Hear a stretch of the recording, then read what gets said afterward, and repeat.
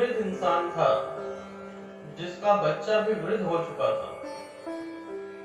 उस वृद्ध इंसान की उम्र लगभग 100 साल हो चुकी थी और उसके बच्चे की भी उम्र 80 के करीब थी।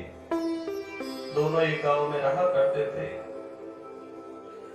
बाप हमेशा यही कहा करता था कि बेटा कुछ पूजा पाठ किया करो, अब जाने का समय है, अब नहीं करोगे तो कब करोगे।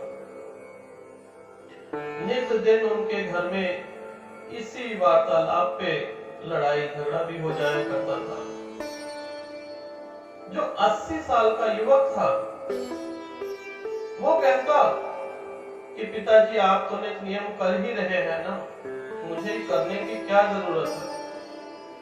तो उसके पिताजी कहते कि बेटा जो खाना मैं खा रहा हूं वह तेरे पेट में तो नहीं जा सकता ना, तुझे अपने मुक्ति के द्वार स्वयं खोजने होंगे, परमात्मा को तुझे याद करना ही होगा।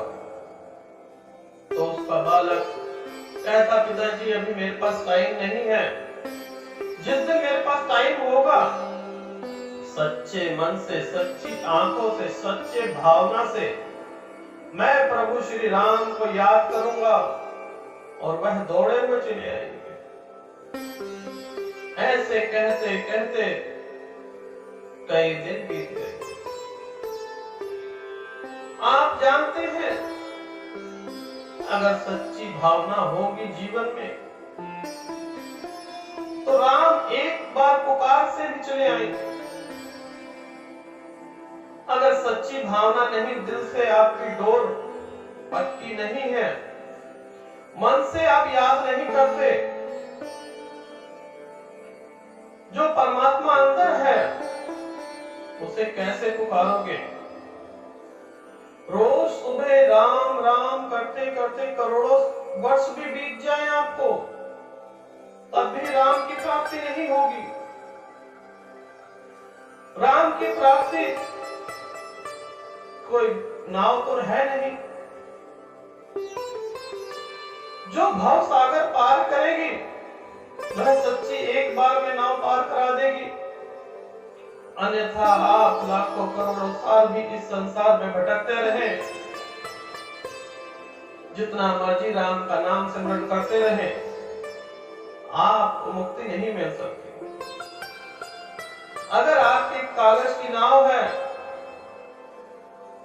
तो जितनी नाव डालोगे पानी में कुछ दूर चलकर समाप्त हो जाएगी, गल जाएगी।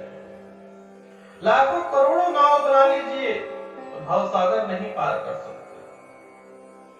सच्चे मन से, सच्चे सामान से एक बार नाव बनाओगे, यह भव सागर पार कर जाओगे। अब इस बालक के साथ भी ऐसा ही था। एक दिन वृद्ध इंसान सुबह सुबह उठा और यही बालक को कहने लगा कि आज मंदिर नहीं जाओगे। तो वही उत्तर दिया कि पिताजी आप तो रोज ही जाते हैं, मैं एक दिन जाऊंगा और सच्चे मन से प्रभु को याद करूंगा। अगर मेरी पुकार सच्ची होगी तो प्रभु दर्शन एक बार में देंगे, ना कि करोड़ों बार राम राम स्मरण करके भी प्रभु को नहीं पाया जा सकता। अगर नाव आपकी कागज की है तो प्रभु कैसे पाओगे। अब यही बात करते करते टाइम बीतता गया, थोड़ा सा उलझन हो गई।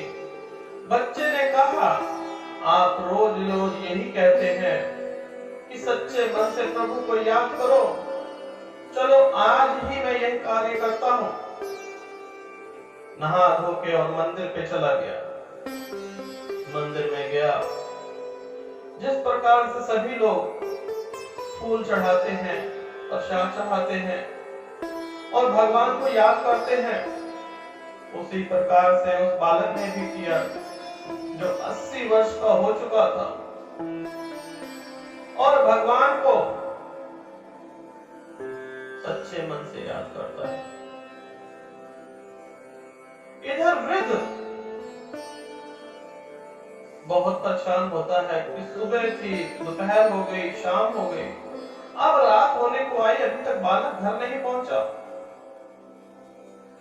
शाम के समय वह घर से बाहर निकलता है कि मंदिर पे जाके देखूं मेरा बालक है कहां पे। उधर से कुछ लोग आते हैं, उनका मिलन होता है, तो वह पूछता है मंदिर वालों से, पुजारी से, क्या हुआ मेरे बालक को? तो सुबह मंदिर गया था, अभी तो वापस नहीं आया।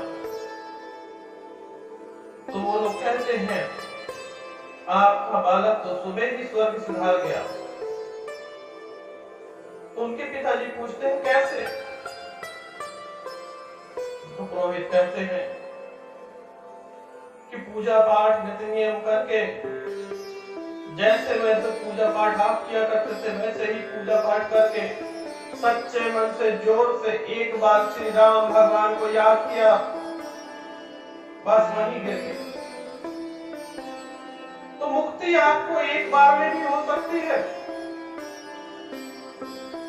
सब जीवन का जंजाल छोड़कर जो आपके अंदर भगवान विराजमान तो आपके अंदर है, सच्चे मन से अगर उसे पुकारोगे तो प्रभु आ जाएगा। दिखावा, पाखंड, रोज मंदिर जाना कोई जरूरी नहीं है। सच्चे मन से प्रभु को याद करोगे तो प्रभु दौड़े दौड़े चले आते हैं। नहीं तो जितना मर्जी सिमरन कर लो। देखिए इस बालक से हमें क्या सीख मिली। कभी मंदिर नहीं गया, कभी राम नाम सिमरन नहीं किया, लेकिन सच्ची भावना तो उसके अंदर थी कि मेरे प्रभु श्री राम मुझे कभी धोखा नहीं देंगे। जहां पर सच्चाई होगी वहां पर भगवान दौड़े हुए चले आते हैं। इसी प्रकार से इस बालक ने सच्चे मन से जब प्रभु को याद किया तो प्रभु ने उसका उद्धार किया।